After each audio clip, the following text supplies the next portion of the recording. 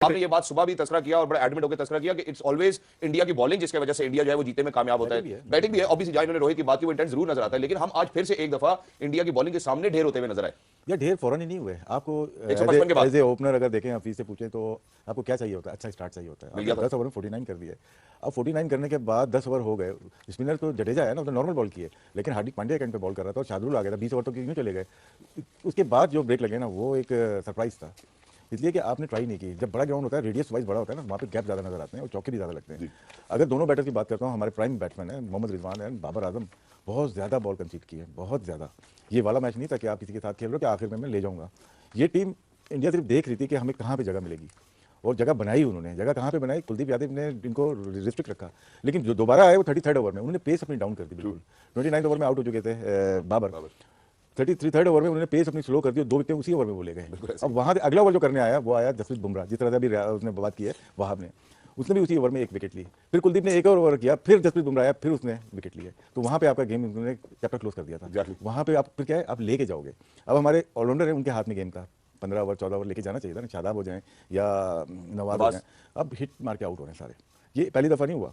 अब जिम्बाब्वे के खिलाफ हम लोग हारे, पर्थ में हारे T20 में भी 2 रन अगर चाहिए तो नवाज ने उसको मार के आउट हो गए थे। हालांकि वो 1 रन आप बना लेते, शादाब भी सेम आउट हुए थे। मैं इसलिए बोल रहा हूँ कि गलतियाँ इनकी, हिट मारते हुए आउट हो रहे हैं। गेम आखिर तक क्यों नहीं लेके जाते? तो आपको अगर 50 रन का स्टार्ट मिल गया है, मतलब 1 विकेट मिल गया, तो फिर आपके हाथ में गेम था। फिर चैंपियंस ट्रॉफी वाला जो मैंने बताया था, फिर अजहर अली हो या सफीज हो या फखर, उन्होंने छोड़ा ही नहीं। आपने किसी को निकल के देखा ही नहीं कि कोई एफर्ट होती हो।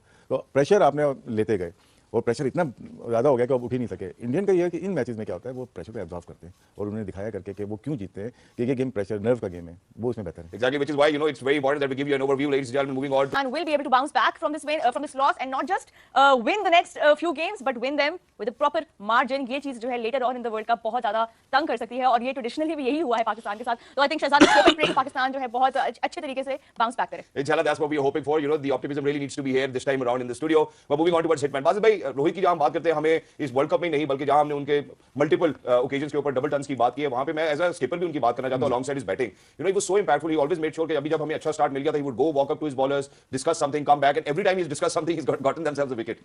नहीं, कप्तानी बहुत ही आउटस्टैंडिंग की उसने। कभी ऐसे लगा नहीं कि मैच पाकिस्तान की तरफ जा रहा है। इवन दो पार्टनरशिप लगी हुई है, वो मैच पाकिस्तान की तरफ। फील्ड प्लेसिंग एक्सेप्शनल थी। कुलदीप यादव पे उसने ऑफ साइड पे पीछे बंदा नहीं लिया हुआ, एक आधा चौका लगा उधर मुश्किल से, वो भी। फिर बाबर को मतलब उसने स्वीप ऑप्शन दी हुई है कि स्वीप मार लो, बाकी आप सामने निकल के मारोगे तो मेरे पास फील्डर हैं। उसने बहुत ही जबरदस्त, जडेजा जब बॉलिंग कर रहा है तो पॉइंट पीछे है, स्लिप रखी हुई है, पॉइंट पीछे है, क्योंकि उसको पता है तेज बॉलिंग कर रहा है। बहुत ही मतलब जो और प्लस जो ये डिस्कस हो ही गया है, जो उसने बॉलिंग चेंजेस किए हैं और फील्ड पोजीशनिंग की वजह से बहुत ज़्यादा प्रेशर। मेरे पास 4 नंबर तो आप काफ़ी लोग नहीं मानते, लेकिन कुलदीप और जडेजा ने 19 ओवर में almost 20 over 19.5 73 run 4 wicket. Dot balls हैं 75। तो आप देखें कि स्टाइफल कहाँ हो गया पाकिस्तान। अब कुलदीप वर्सेस बाबर देखें, मुझे लगता है कि बाबर उसको पिक नहीं कर रहा, क्योंकि बाबर आमतौर पे इस तरह नहीं, हर बॉल ऐसे नहीं खेलता। स्पिनर हो, फास्ट बॉलर हो, वो उसका स्कोर चलता रहता है। बाबर को उसने 18 बॉलें की हैं, बाबर ने 10 रन किए हैं और उसमें 1 चौका है। तो आप ये अंदाजा लगाएं कि वो किधर फंसा हुआ है। तो वो जो स्टाइफलिंग की मैं बात कर रहा हूँ, ये नंबर डिक्टेट कर रहे हैं आपको कि स्टाइफल क्या हो रहे हैं। अगर बैटिंग से मैं अभी नहीं निकला, बैटिंग से एक और क्वेश्चन ये है, आपने कितने रन किए?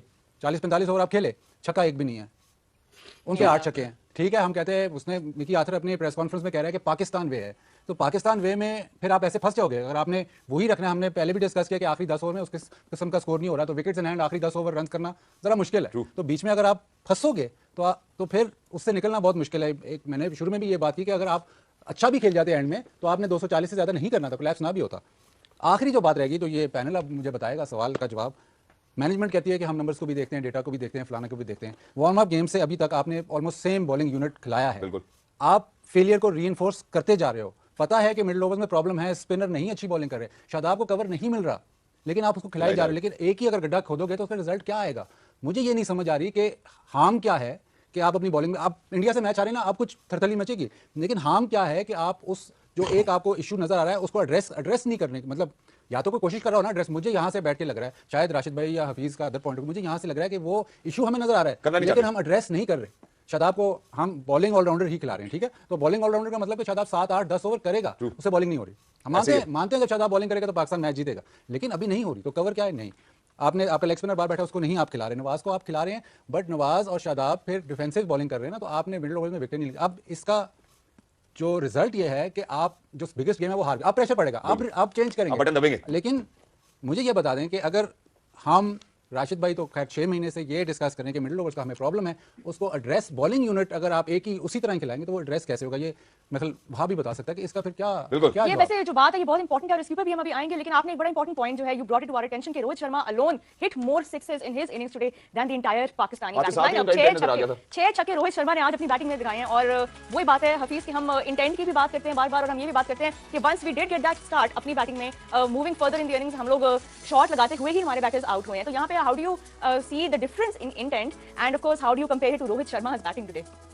वे कह रहे हैं कुछ बचता नहीं है जब आप इतनी क्लीन हिटिंग कर रहे हैं और वो हर मैच में कर रहे हैं। यानी उन्होंने ये चीज़ सोच लिया है कि अगर मैंने इंडिया के लिए क्रिकेट जितनी भी खेलनी है और मैंने इसी जोन में रह के खेलनी है, इसी मॉडर्न डे क्रिकेट रिक्वायरमेंट के मुताबिक खेलनी है, तो वो कामयाबी की तरफ जा रहे हैं। हम क्यों नहीं सीख पा रहे कि अगर यही तरीका है इंटरनेशनल क्रिकेट में इवॉल्व होने के बाद परफॉर्म करने का या अपने इंटेंट में तब्दीली लाने का, मोर अग्रेसिव क्रिकेट खेलने का, और वो एविडेंट है with the performances of many players जो ये कर रहे हैं और वो कामयाब हो रहे हैं। क्विंटन डी कॉक की बात कर लें, एडम मार्करम की बात कर लें, ये सब वो लोग हैं जिन्होंने अपनी गेम के अंदर वो सारी चीजें जो मॉडर्न डे क्रिकेट की रिक्वायरमेंट है वो डाली हैं। Yeah. हम क्यों नहीं कर पा रहे? ये एक क्वेश्चन मार्क है जिसके ऊपर प्लेयर एंड मैनेजमेंट दोनों से जो है ये क्वेश्चन किया जाएगा, ये किया जाना चाहिए कि क्यों हम अपनी स्किल्स की इनहेंसमेंट की तरफ क्यों नहीं ध्यान दे रहे। या प्लेयर नहीं मान रहा तो there is no point for him to stay in the team, you bring someone else. अगर आप किसी और को भी चांस नहीं दे पा रहे, it means you guys are weak as a management. तो दोनों पे क्वेश्चन मार्क है, क्योंकि मॉडर्न डे क्रिकेट खेलने के लिए आपको इंटेंट की एज ए बैट्समैन इंटेंट आपको बदलना पड़ेगा। आपको अग्रेसिव अप्रोच से जब आप खेलते हैं तो आप प्रेशर डाल देते हैं। रोहित शर्मा ने आज शुभमन गिल के आउट होने के बाद अपना जो भी उनका माइंड फ्रेम ऑफ माइंड है उसको बदला नहीं, वो वॉक डाउन नहीं हुआ। उन्होंने ये नहीं सोचा कि यार मैं 10 ओवर निकाल लूं, उन्होंने 10 ओवर में मैच को बिल्कुल साइड पे कर दिया और सारा जितने बॉलर आजमाए गए सबके ऊपर जो है वो प्रेशर पड़ गया। मैं एक चीज जो बात बीके ने की, अब शादाब नहीं बदलना चाहिए। क्या वजह उसकी? मतलब अब ऐसे ही हम अब चलने देना यार। वो कह रहे हैं कि अगर एक खड्डे में हम गिर रहे नहीं, हैं तो अब वो उसको खड्डे से खोदेंगे। उसको खुद ही बाहर निकलने दे। अब मैं नहीं चाहता जाती तौर पर कि अब इसके बाद शादाब को बदला जाए।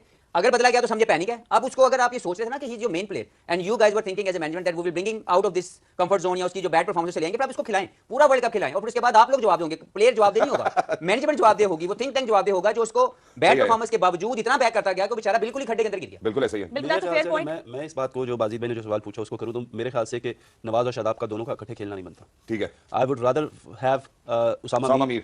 Rather in place of Nawaz और decision. Rather in place of Shadab. उसकी वजह यह है कि देखिए हम लोग ऑलराउंडर करके तो कर रहे हैं, लेकिन पाकिस्तान को अभी तक ये डिफरेंस समझ ही नहीं आया कि अगर आपकी फास्ट बॉलिंग स्ट्राइक नहीं करी तो आपके पास गो टू बॉलर कौन है, किसने विकेट लेके देनी है आपको। ये मैंने पहले भी एक बात की थी कि you need to have a bowlers who gives you wicket. अगर इंडिया में आपको वर्ल्ड कप जीतना है तो आपको 10 आउट करने पड़ेंगे और हमने अभी तक 10 आउट नीदरलैंड के अलावा नहीं किए। जी हाँ। So this is way we have to understand that कि दूसरी टीमें भी जो हैं they will take us for granted. आप अपने ऑप्शंस वो रखें कि ये भूल जाए यहाँ पे स्कोर 300 ही होना है, 350 ही होना है अच्छी विकेटों पे, लेकिन वो तब आप रोकेंगे जब आप आउट करेंगे, जब आपकी बॉलिंग बीच में आउट करेगी। So for me you have to replace Nawaz और you have to replace Shadab. Exactly, जरा बोल्ड डिसीजन जरूर लेना पड़ेगा। मैं जहां पे हम चूंकि रोहित की बात करते थे राशिद भाई के पास आना चाहता हूं। राशिद भाई, सुबह मैंने एक तस्करा किया था कि इनकी एक स्ट्रेटजी है जो उन्होंने इंग्लिश टीम से पिक की है कि यार जो इनके एस प्रीमियम बॉलर्स है उन्हीं के ऊपर आते साथ चार्ज करो ताकि ये चेंजेस इस तरह से करें कि हम चार्ज करते चले जाए। या फिर जब हम श्रेयस अय्यर की बात करते हैं उन्होंने भी ये किया, उन्होंने वो पैकेज तीन चौके, दो छक्के वो पैकेज चलाइएगा बाद में। मैच खत्म हो गया 42.5 ओवर में।